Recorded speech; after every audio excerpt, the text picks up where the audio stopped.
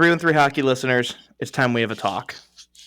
We need to talk about an icon, a paragon of his own field, and one of the weirdest people of all time. Maddie, No. do you want to talk about Pierre McGuire? First of all, he's not weird. Second of all, and I mean this very earnestly, I have never wanted to talk about Pierre McGuire more in my life than in this very moment. So, thank you. I don't know if anybody...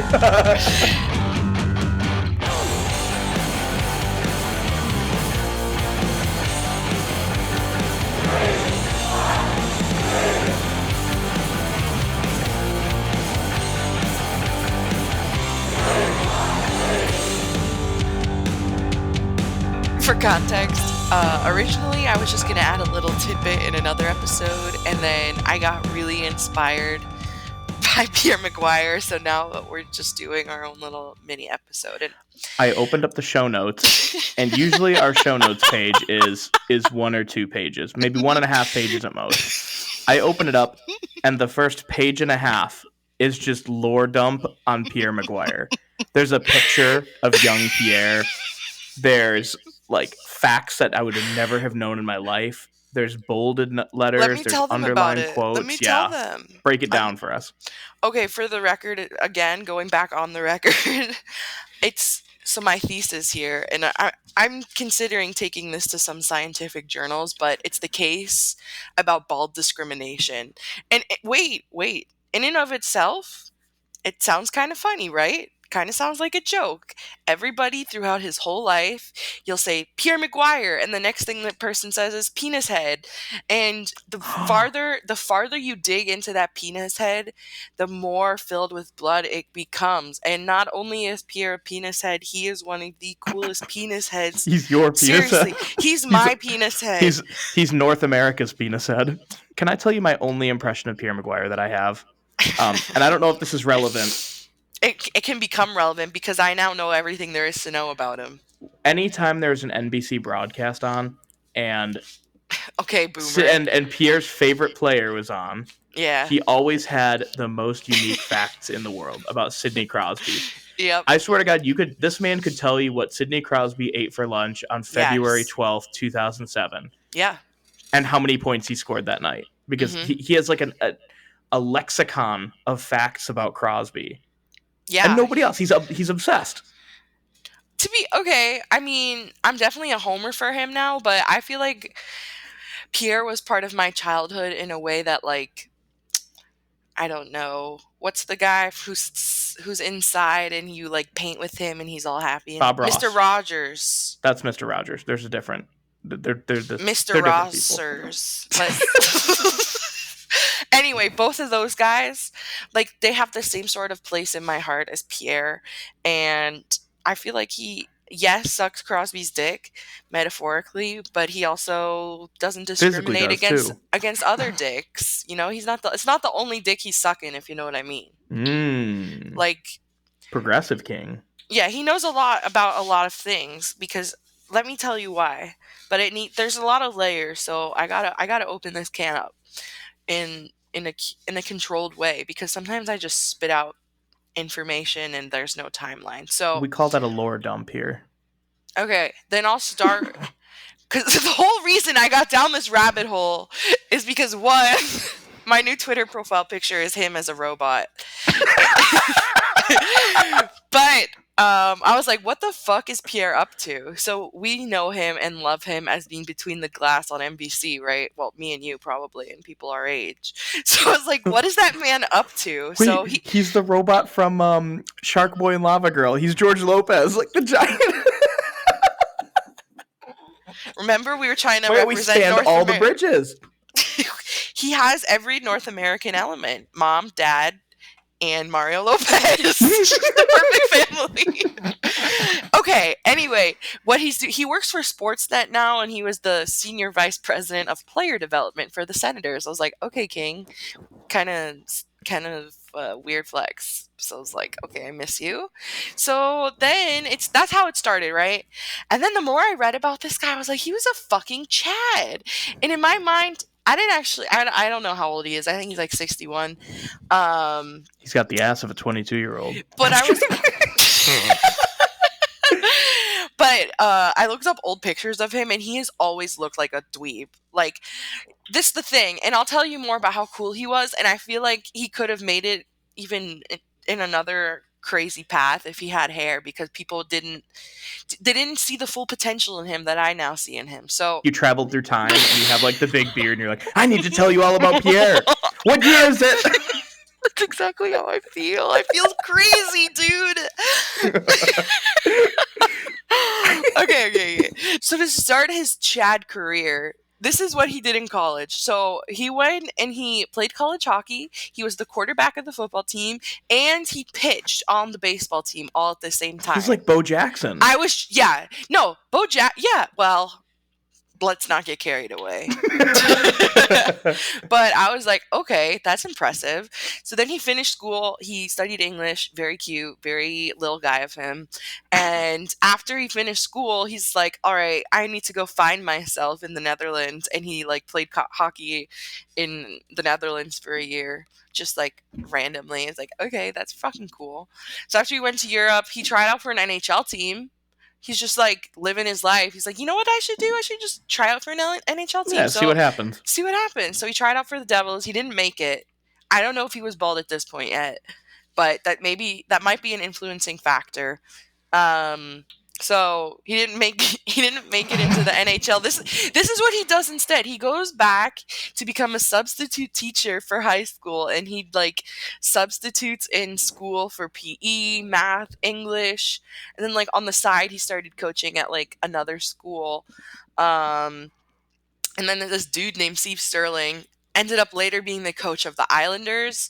So while he was doing that, he already had that connection just like randomly. Like this was low level like sports. And then he ended Now, up is this Wikipedia that you're finding it on, or did you just kind of like I want to know your research methods?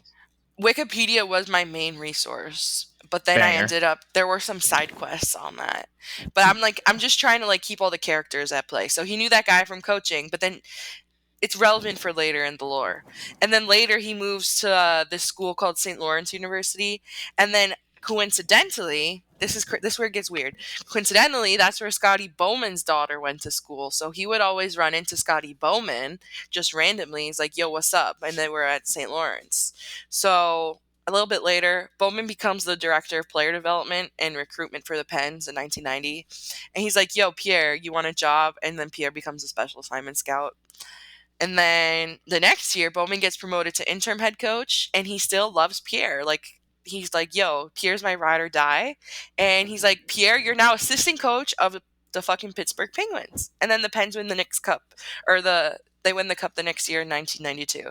So my man goes from just coincidentally knowing Scotty Bowman because his daughter went there, just like slides his way in, and everybody to becoming a Stanley Cup champion. Yes, isn't that crazy? But then he like keeps going, right? So right, because why rest on your laurels? That's right. There are things to be done. There are Crosby's yet to play. So yeah, but then he was done with the Pens. He's like, okay, I'm going to the Whalers, and he's like their assistant coach.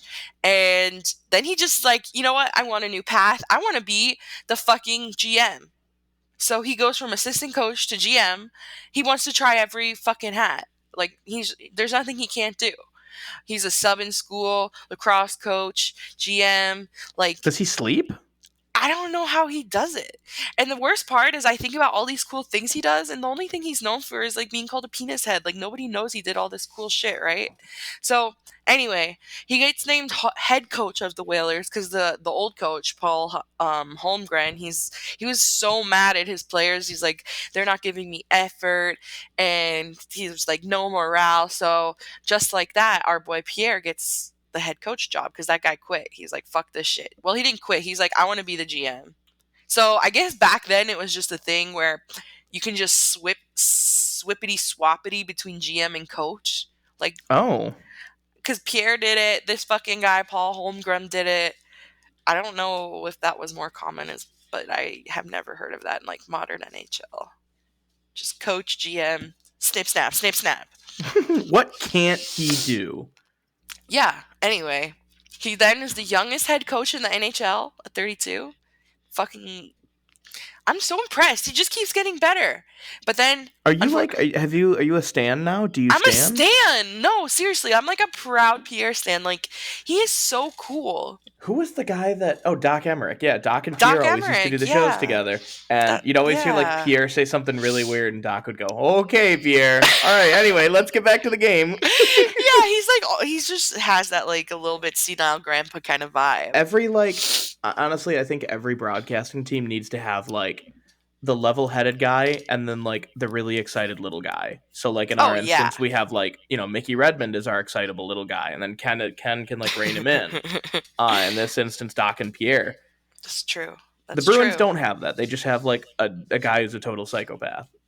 Damn. Jack Edwards. Have you ever like seen those videos of him? I didn't want to put the bad juju on the Pierre McGuire episode. That's okay. I thought this was a safe space.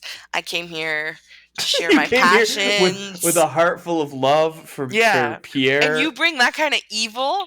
Wait, I've actually never seen him called Penis Head before. I'll say it. Oh, really? Everybody calls him that. Poor Pierre. I know. Pierre, if you're listening, we would love to have Come you on 313 Hockey. We want to learn all about you. Don't listen to this episode because I have called him Penis Head like 10 times. That's okay. You're raising awareness for an issue that I'm sure he thinks about. Anyway, Pierre McGuire, skip the first 5 minutes of the show and skip the entire thing up to this point, and I'll keep talking about you. Yeah, oh wait, the next thing I'm going to say is that he got fired from the Whalers. Oh. He gets fired, and then actually this part is really sad in the lore. He gets fired from the Whalers, and Pat Verbeek was like, "This was the best thing that could have ever happened to us. No one respected him," and that the whole league mocked him. Isn't that fucked? I know. I feel like that's when it all went downhill. And then he entered his villain era. His villain era. His next move was he became a scout for the Sens. So he's doing the same thing now as he did in 1995, I guess. And present day? Present day, yeah. Well, actually, he got fired. For the Senators.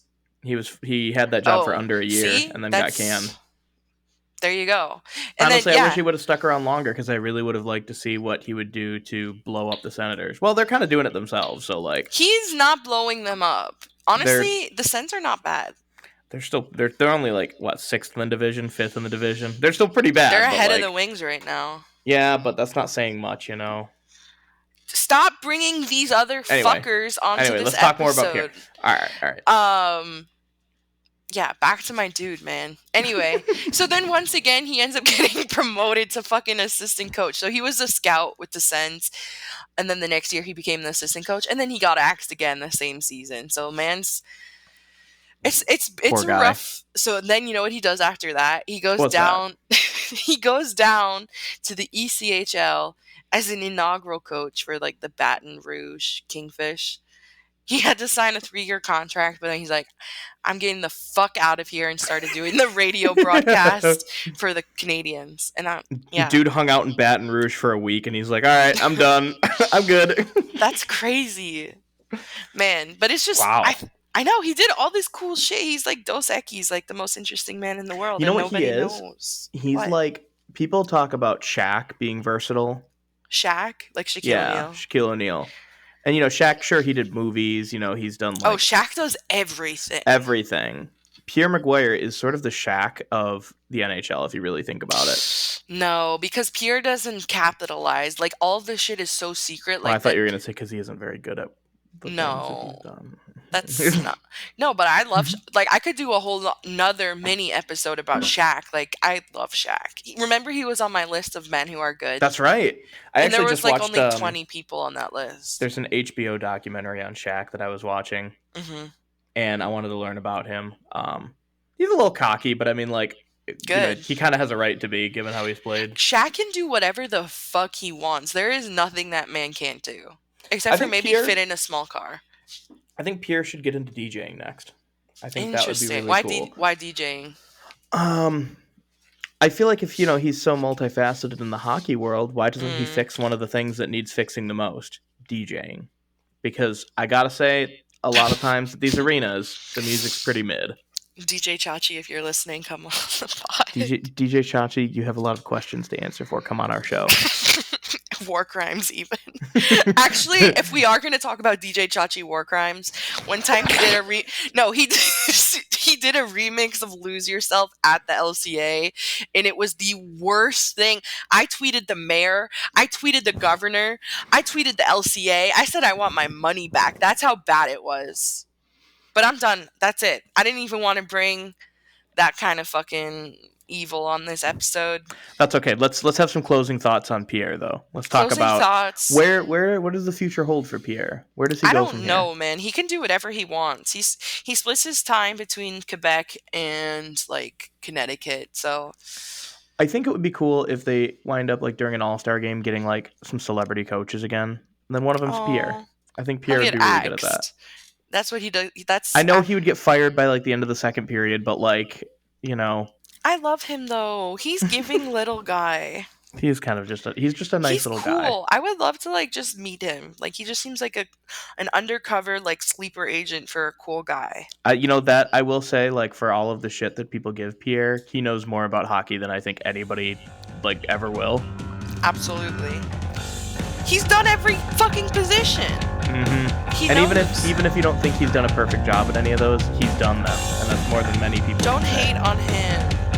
So Pierre, we love you.